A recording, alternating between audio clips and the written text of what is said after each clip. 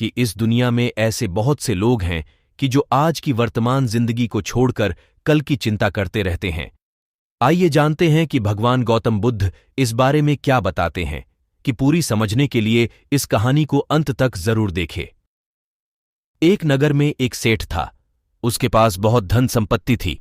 वह अपने कारोबार से बहुत अधिक संतुष्ट था कि अचानक एक दिन उसने हिसाब लगाया कि तो पता चला कि उनकी कमाई हुई संपत्ति उसके बच्चों तक के लिए काफी होगी, लेकिन बच्चों के बच्चों का क्या होगा कि इस विचार के आते हैं।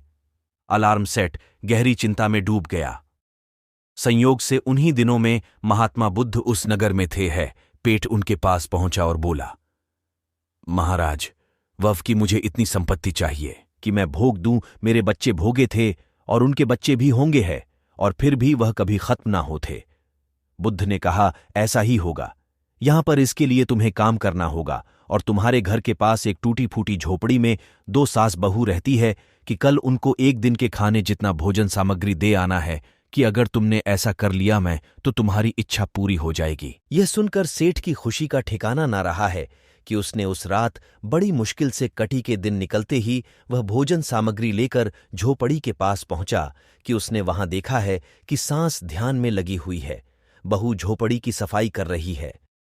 मैं सेठ ने बहुत से कहा, यह लो, मैं तुम्हारे लिए दाल आटा घी नमक लाया हूं।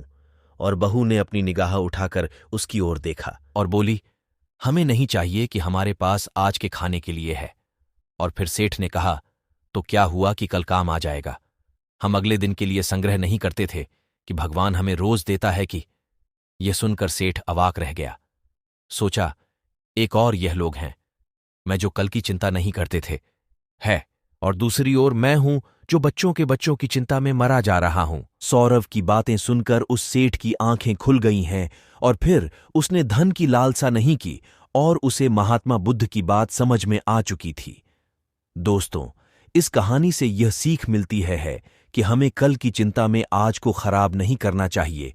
कि अधिकतर लोग भविष्य के लिए धन संचय करते हैं, लेकिन वर्तमान में परेशान होते रहते हैं, जबकि हमें आज अच्छी तरह से जीना चाहिए। अगर ये वीडियो आपको अच्छा लगे तो इस चैनल को प्लीज सब्सक्राइब कर लें और इस वीडियो को अपने दोस्तों के पास शेयर जरूर करें।